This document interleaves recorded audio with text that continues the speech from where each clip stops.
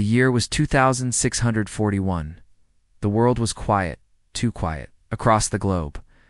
Deep in military bunkers, science stations, and private observatories, a strange thing happened at exactly the same second. A sound, not a loud one, not a scream or explosion. Just a faint, low pulse. Boom, boom. It came through every frequency known to man, radio, subspace. Quantum bands, even through channels humans had never used before. The signal was everywhere and nowhere, a heartbeat inside the fabric of reality. And then, every listening post went silent. No static, no chatter, no interference.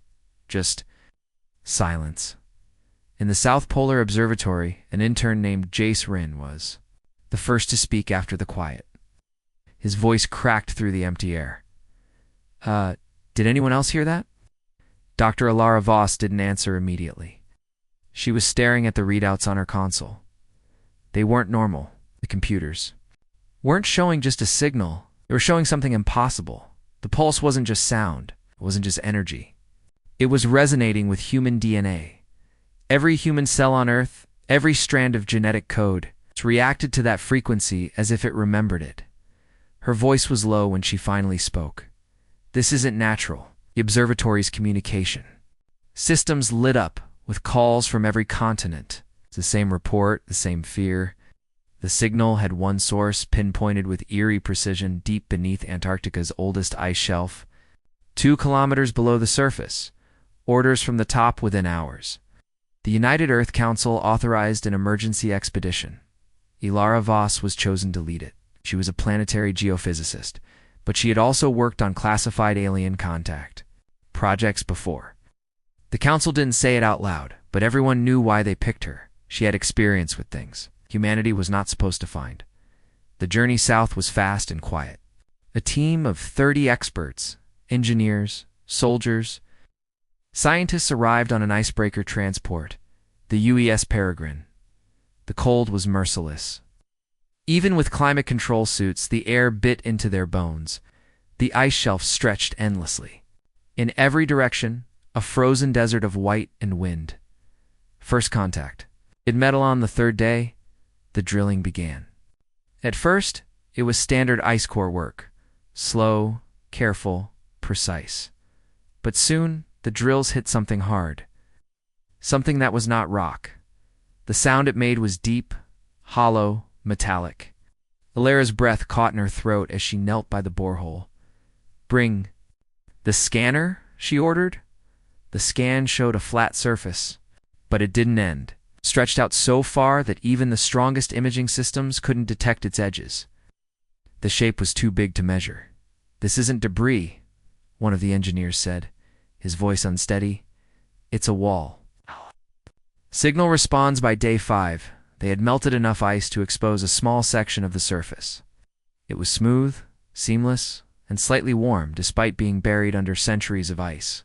As soon as they touched it, the signal changed. The slow, steady boom boom boom shifted to something faster. It almost sounded Keeger. Jace Rinn, the intern, looked pale. "It's like it knows we're here," he whispered. The rest of the team tried to laugh it off, but no one really smiled. An impossible surface standing on the newly uncovered section felt like standing on the skin of a planet. The metal wasn't scratched or rusted. It wasn't like any alloy humans had made. It seemed to drink in the light, leaving no reflection. And then there was the size. From the air. Their drones showed only white snow and ice, no outline of the object. It curved away at the horizon, so massive that Earth's own curvature seemed smaller in comparison. Elara's mind kept circling the same thought. This might not just be a ship. This might be a world. The first activation that night, as the team rested in the heated main tent, the wind outside died. No one noticed at first. Then the ice beneath them trembled. The signal became louder, so loud it rattled their teeth. Instruments lit up in a frenzy. Heart rate monitors in the med bay spiked for every human in camp. The ground shifted again, and a section of the ice collapsed inward. Elara ran to the edge, staring into the darkness below. The collapse had revealed more of the metallic surface. But this part was different. This part had markings. They weren't random scratches. They were symbols. Symbols that looked almost human. The panel the next day, they worked without rest. Using laser cutters, they stripped away more ice. By evening, the team uncovered what could only be called a panel, except this panel was the size of a small country. It was seamless, featureless, until it lit up. A deep, glowing line appeared. Racing outward from where Elara's hand brushed the surface, more lines followed, spreading like veins of fire across the panel. The hum of the signal shifted again. It was no longer just sound, it was a voice. Not words, not yet, just tone. And the tone was rising. The team backed away instinctively as the glowing veins converged in the center of the panel. A circular pattern formed, spinning faster and faster until the air above it shimmered with heat. The surface rippled, metal flowing like water, and a blinding light burst upward into the dark Antarctic sky. The glow spread outward, following the curvature of the surface, racing towards some unseen horizon beneath the ice. The last thing Elara heard before the light engulfed the camp was a single word, spoken in a language she had never learned, but somehow understood. It said, "Awake." The light didn't fade. It poured upward into the sky, twisting into a spiraling column that seemed to pierce the stars. The air vibrated with a deep hum, the kind you could feel in your bones. Elara Voss shielded her eyes, but she couldn't look away. She knew instinctively that whatever they had woken was looking back at them. Around the camp, people froze. Some dropped to their knees without realizing. It wasn't fear. It was something older, something buried in their DNA. Across Earth, every screen came to life. Phones, billboards, ship consoles, old broken radios. They all showed the same thing. An endless metal plane stretching beyond the horizon, glowing with moving lines of light. The perspective spun slowly, showing impossible curves, and then pulling back, higher and higher, until the truth became clear. It wasn't just metal under the ice, wasn't just a buried structure. It was a ship the size of a small moon. Back in Antarctica, the camp erupted into chaos. Soldiers tried to contact command, but all communications were jammed. Elara forced herself to think. The light wasn't random, it was patterned. It moved across the surface like a network, activating. She realized it was spreading far beyond the dig site, and then she noticed something chilling. The pattern didn't stop where the ice shelf ended. It continued. Deep under the surrounding ocean, whatever this is, she whispered, it's not just here, it's everywhere. The scale of the impossible. The Peregrine's drones flew higher, mapping what they could. But the surface curved away in a way that didn't make sense for the Earth. This thing, said pilot Merrick Cade, staring at the data. It's got its own curvature, its own gravity. They were standing on something so big, its surface pulled at them like a planet. The fact that it was buried here, unnoticed for millennia, it made no sense. Unless it hadn't always been here. A ship with scars as the light spread. They revealed more of the ship's surface, and it wasn't smooth everywhere. Vast gouges cut through the metal, jagged scars kilometers wide. Some were burned black, others torn open to reveal towering structures inside. The damage was ancient. Meteor impacts. Battles that must have taken place long before humans ever existed. Jace the intern stared in awe. This is a ship? What could hurt it? No one had an answer. Into the corridor by day 3 after activation, the ice over one of the massive scars melted away. It revealed a yawning entrance, a corridor so large a skyscraper could fit inside. The gravity inside shifted strangely. One step felt heavy, the next light, the next normal again. It was like walking through the spine of some great living creature.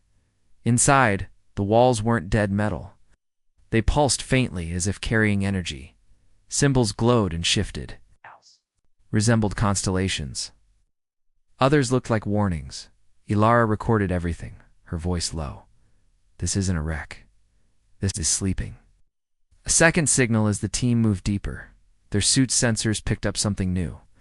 A second pulse, weaker, more irregular, was echoing inside the ship, unlike the first signal. This one didn't resonate with everyone. It resonated with only a few of them. Elara was one. Jace was another.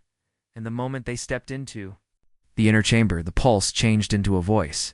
It didn't speak in words. It poured thoughts into their heads.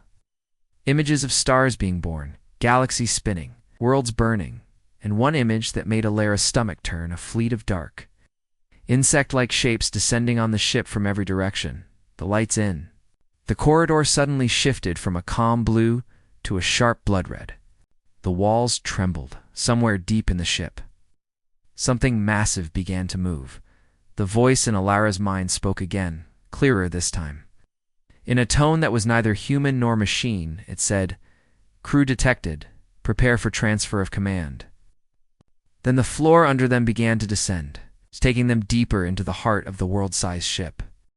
The platform carried them down for almost an hour. No sound of engines, no cables, no machinery they could see.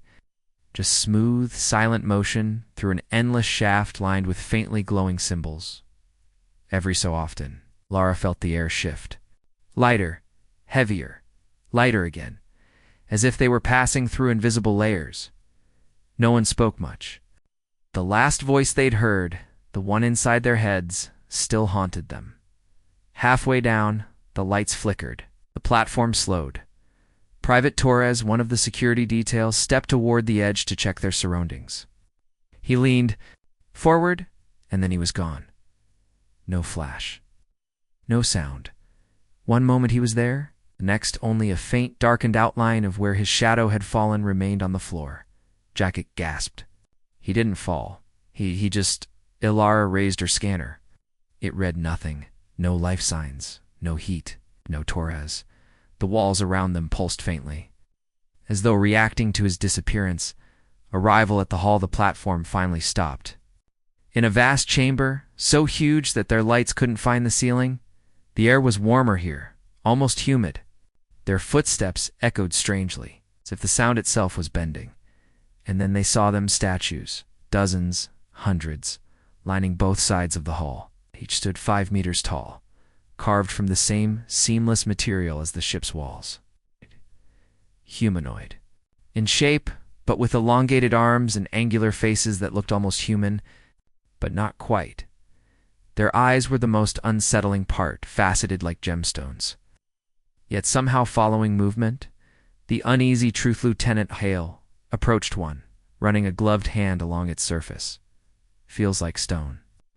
But the scanner disagreed. Not stone, not metal either, Elara said. It's bone, like bone. That word hung in the air. Jay pointed to one statue whose head was tilted differently from the others. That one wasn't looking this way before. The group laughed nervously, but when Elara checked the helmet cam footage from moments earlier, Jace was right. It had moved.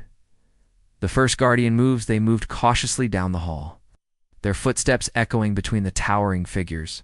Then came the sound, faint but unmistakable. A click, followed by another, and another. The statues' heads were turning, slowly, deliberately.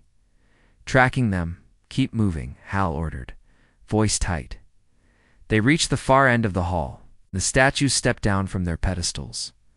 Not machines, not men up close. The Guardians, for that was what they could only think to call them, were impossibly detailed. Their skin bore intricate grooves that glowed faintly, pulsing in rhythm with the ship's heartbeat. When one leaned down toward Elara, she could hear a low, almost subsonic sound, not threatening, but assessing. A voice, the same one that had spoken in their minds before, echoed again. Security constructs online. Secondary crew under evaluation. The statues froze mid-step. The glowing grooves dimmed, and just like that, they were statues. Again, the deeper threat. Flet, but shaken. The team moved past them into another corridor. The air here was colder, the walls covered in even more symbols. Some were crude, almost like cave drawings, depicting tall humanoid figures standing against a tide of monstrous, insect-like shapes. The last image showed the insect shapes breaking into the ship. As Elara studied the carvings, her headset crackled. Static at first. and then a human voice. It was Private Torres. He sounded far away there. Not statues. Before she could respond, the static cut off, and from behind them, the vast hall they had just crossed, came the slow, heavy sound of footsteps, not one pair. Hundreds. The footsteps echoed in the distance. Not human, not alive, as they knew it, but deliberate, methodical. Approaching, Elara's heart raced. She motioned for the team to move forward. Every step took them deeper into the bowels of the ship. Farther from anything they had known as Earth, they entered a massive chamber, wider than a city block, with walls made of smooth black metal. That shimmered faintly at first. They saw nothing. Then slowly, glowing patterns emerged across the walls. Lines and symbols pulsing in waves, forming shapes they couldn't comprehend. It wasn't random. The symbols were responding to their presence, rearranging themselves as if the ship itself were trying to communicate. Jace reached out to touch one. It shifted again, forming a star map that spanned the galaxy. This is a message, Elara whispered. Not just symbols, it's a language. Decoding the impossible, they activated the ship's scanners, hoping to decipher the symbols. The ship, however, reacted before they could do anything. The walls began to glow brighter. The patterns moved faster, and then a voice, older than humanity itself, filled the chamber. Children of the younger world, you have awakened us too soon. The words didn't just come from speakers. They came from inside their minds, resonating in perfect clarity. Elara's throat tightened. Too soon. For what? Right. The voice didn't answer immediately. Instead, images flooded her mind. A vast fleet of world-sized ships scattered across the galaxy. Battles with monstrous insect-like invaders. A council of beings, neither human nor machine, governing the fate of stars. And then one image burned into her memory. Earth. Unprotected. The library of light at the center of the chamber stood a circular pedestal, glowing softly. The walls around it rearranged to form aisles and towers of glowing symbols, a library, ancient and infinite. Jace gasped. It's knowledge. All of it. All of them. Elara stepped closer. The pedestal pulsed, and suddenly she could understand. The language. It's not with words, but with thought.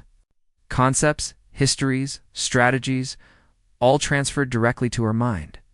The knowledge was overwhelming. Her head spun as galaxies of information flowed into her. She saw ships the size of planets, civilizations born and destroyed, and weapons, powerful enough to collapse stars. But one message stood out, repeated over and over. The insect hive will return. The warning, the voice spoke again. You are late. The fleet you awaken is the fleet of hope or doom. Choose wisely. Lara felt a shiver crawl down her spine. They had thought finding the ship was an accident. But now it was clear. The ship was waiting for them. It was waiting for humanity. And the Guardians weren't just statues. They were sentinels, waiting for someone capable of reading the language. Someone who could decide the ship's purpose. Jace looked around nervously. We're supposed to do what exactly? Before Elara could answer, the walls of the chamber shifted again. A doorway opened, glowing white, impossibly tall. Leading deeper into the ship, a low hum filled the air, resonating through their bones. The ship was alive. It was calling them forward. They stepped toward the doorway, each pulse of light guiding them like a heartbeat, and then the floor beneath them began to glow red, pulsing in rhythm with the first signal that had awakened. The ship. A deep, ancient voice filled the chamber one last time. Initiate the bond, or perish with your world. Lara swallowed hard. She knew there was no turning back. The next step would decide not just their fate, but the fate of all humanity. The glowing doorway swallowed them. Inside, the corridor narrowed slightly, but the walls still pulsed with the living energy of the ship. Every step they took made the symbols flare and shift, like veins of light. Responding to their presence, Elara felt a strange pull, not magnetic, not gravitational, something deeper. The ship itself seemed to guide them. She realized they were walking toward its heart. The corridor ended in a vast chamber, the size of a small city. At its center. A sphere hovered, glowing with an inner light so bright it was almost painful to look at directly. Lines of energy connected it to the walls, to the ceiling, to the floor, as if the sphere was the ship's brain and body all at once. Jay stepped closer, his jaw tight. This is alive. And then the sphere pulsed, a wave of energy, swept through the chamber, knocking them off their feet. But it wasn't destructive. It was probing, asking questions. Seeking understanding, Elara felt it inside her mind. A warm presence, a gentle insistence. Bond with me, said not in words, but thought. Or the ship dies, and so does your world. The bond. Elara hesitated. 1,000 thoughts flashed. Through her mind, could she trust this ancient intelligence? Could humanity survive without it? The sphere reached into her mind again, testing her knowledge, her emotions, her capacity to lead. She saw flashes of Earth, cities, oceans, forests, and the ship's history. Battles against the insect hive, fleets lost to black holes, civilizations destroyed by arrogance. Finally, she made her choice. She let it in. A surge of energy coursed through her. She could see the ship's systems, massive engines, star maps, weapons that could rival suns. She could feel the Guardians, each one connected to the ship, awaiting orders. Jace watched, awestruck. It's choosing her. The sphere pulsed again, brighter this time, sending a wave outward that lit every corridor, every guardian, every symbol. The ship was awake. The ship speaks. The voice, now more distinct, less thought and more audible, filled the chamber. Humanity is ready. The hive returns. Choose your fleet, your weapons, your allies. Lead or perish. Elara swallowed. The weight of every decision crushed her for a moment. Now, this wasn't just about survival. This was about responsibility on a scale no human had ever known. Jace whispered, We can actually use it. Control it? Yes, she said, her eyes fixed on the glowing core. But it won't be easy, and it won't forgive mistakes. First, test the sphere, projected images in the air. Star systems under threat, the hive swarming across the galaxy. Colonies burning. Then came a smaller, isolated system. A test, apparently. The sphere pulsed toward Elara. Command. Her mind raced. Every strategy she had ever learned, every tactic from Earth's history, flowed into her head. She had to choose a path, assign guardians, coordinate the ship's immense capabilities. In seconds, her hands trembled as the first pulse of energy shot from the sphere into the guardians. They moved, obeying her thoughts. The test ended in silence. Then the sphere pulsed again, green this time, not red. A sign of approval. The ship had accepted her. Elara turned to the team. We've awakened something older than humanity. Something powerful enough to defend Earth, or destroy it. Suddenly, the walls trembled. Outside, through the reinforced observation screens, Jace saw a shadow. A fleet.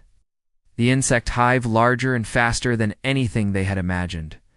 The guardians lined up, weapons forming from their very bodies. The ship's heart glowed brighter than a sun. Elara's voice was steady, though her heart pounded. All right, let's see if humanity is ready to fight for the stars. The chamber shook as the ship prepared to launch, and the hive fleet advanced. Blackening the sky above the buried starship, the first warning came as a shadow across the frozen plains. Of Antarctica, Elara and her team watched through the massive observation windows of the awakened starship. The hive ships were unlike anything humans had seen, spiky, organic, pulsating with dark energy. They moved in perfect synchronization, almost like a single organism. The sky darkened as the hive fleet approached. Ow. Their massive forms blocked out the sun, and the air itself seemed to vibrate with the hum of their engines. Jace's voice trembled. They're huge. And there's so many of them. Elara took a deep breath. They've been waiting for this moment. So have we. The ship's heart pulsed in response, and the guardians around the chamber stirred. Energy weapons extended from their bodies, massive cannons emerged from hidden sections of the ship, and a low-frequency hum filled the air, a warning and a promise of retaliation. Then, without any hesitation, the Hive opened fire. The first assault beams of dark energy sliced through the sky, melting ice and rock. The Guardians responded instantly, firing pulses of blinding light. The battle had begun, and it was unlike anything humanity had ever experienced. Elara coordinated their movements. The ship itself seemed to anticipate the Hive's attacks, shielding weaker points and creating corridors of safe passage. "Keep them away from the core," Elara shouted. "If they hit the heart, it's over." The Hive sent swarms smaller than their main ships, darting like venomous insects. One of the Guardian wings intercepted them, their energy claws slicing through the swarms in a dazzling display of light and motion, unexpected Lysidonly. A portion of the Hive fleet split off, approaching the icy continent at a slower pace. Elara frowned. Why aren't they attacking? The ship pulsed in her mind, observe learning. Jace's scanner picked up faint signals. They weren't Hive, something else was out there. A signal older than the Hive itself, almost harmonious. The new fleet wasn't attacking, it was guiding. And slowly, it revealed a massive, camouflaged ship buried beneath the ice, a second starship. Hidden just like theirs had been, the Hive's power, the Hive launched a devastating wave of energy at the buried ship. Ice exploded, sending shockwaves. Through the plains, the Guardians formed a protective barrier. But even their immense power struggled to hold back the swarm. Elara felt the pulse of the ship in her mind. It was anxious, calculating, testing every option. We can't just defend. We need to strike. Every second counted. The Hive swarms were adapting to their defenses, learning their patterns, predicting their movements. The battle was not just physical, it was a contest of minds. And the Hive was frighteningly intelligent. Elara made a split-second decision. Prepare for counterstrike. The Guardians' weapons glowed brighter than ever. Energy beams lanced into the Hive fleet, splitting their formations. But just as the first Hive ship exploded, a new massive shadow emerged, far larger than any ship they had faced. A central Hive vessel pulsing with dark energy, commanding the swarm. The heart of the battle had arrived. Elara gritted her teeth. This is only the beginning. The Hive fleet surged forward. The frozen plains shook. The buried starship's engines roared to life. Humanity's first true battle in the stars was about to begin, and survival was anything but guaranteed. The sky above Antarctica had turned into a battlefield. Black, jagged Hive ships swarmed across the horizon, and the awakened starship pulsed with power. Every Guardian moving like a perfectly synchronized army. Elara stood on the observation deck, her hand pressed to the railing. The pulse of the ship's heart reverberated through her body, alive, aware. Waiting for her command, the Hive central vessel hovered above the ice, thrumming with dark energy. Its minions darted around like swarms of locusts, tearing apart everything in their path. Elara's mind raced. Every move had to be precise. Every Guardian had to act as one. Single mistake, and the Hive would breach the core. Guardian wings, intercept. She ordered. Massive energy claws shot from the wings, tearing through the Hive swarms. Our pulses of light blasted the smaller ships into icy fragments. Jace monitored the battle. They're learning faster than we anticipated. Lara's eyes narrowed. Then we adapt faster. The Hive strikes back.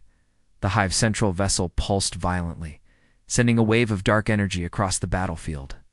It shattered part of the Guardian formation and sent several smaller ships spiraling into the ice.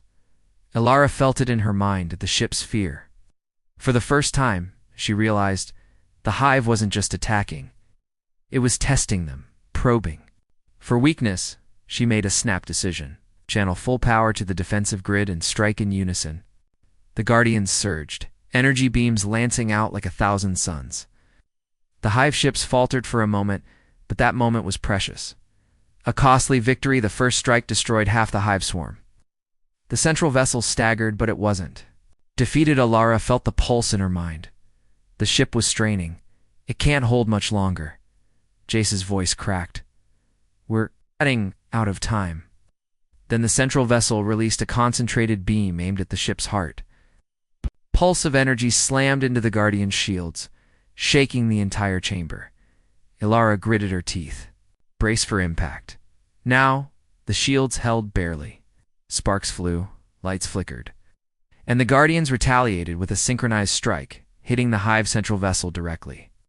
It shuddered and split, sending fragments of dark energy, scattering. The battlefield was silent for a heartbeat. Elara looked at the horizon. The Hive swarm was decimated, but the central vessel's core remained. The ship pulsed in her mind, almost pleading. One final strike or humanity falls. Her heart pounded. One wrong move, and the Hive could reset, rebuild, and strike again. But one perfect strike could end this war. Elara clenched her fists. This ends tonight.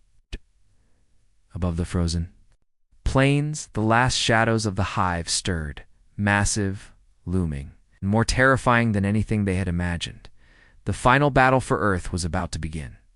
And Elara knew that victory would demand everything: courage, strategy, and the bond between human and starship. The frozen horizon of Antarctica shimmered under the rising sun. But it was no longer peaceful. The Hive central vessel hovered, scarred but intact, while the remaining swarms circled like venomous predators. The awakened starship pulsed with energy, its heart glowing brighter than ever. Elara stood on the observation deck, feeling the pulse. In her mind, the ship was alive, expecting her command. Humanity's final stand, the Hive, had underestimated them. Earth was not defenseless. Through the ice, dozens of massive starships began to rise, buried for millennia, like sleeping giants. Each one connected telepathically to Elara and her team. The awakening was contagious. Humanity had found more than one ship. They had found a fleet. Jace's jaw dropped. There's dozens of them. Elara's mind expanded, bonded with every vessel. She could feel their power, their potential, their readiness to fight. This was the moment humanity had been waiting for. The Hive swarmed forward, sensing a new threat. The central vessel pulsed violently, trying to coordinate an attack before the humans could organize. The awakening fled. Elara spoke, and the fleet answered, not in words, but in energy, in synchronized pulses. The ships rose from the ice, engines igniting, weapons forming, guardians awakening in unison. Humanity had become a galactic force overnight, a fleet capable of challenging the Hive across the stars. The central Hive vessel roared, dark energy radiating outward, but the fleet held its formation. They were coordinated, unstoppable, alive.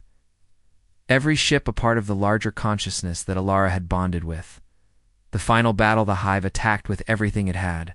Swarms of dark ships raining down like a tidal wave. Fleet countered with perfect synchronization. Energy beams sliced through the swarms. Guardians intercepted every strike.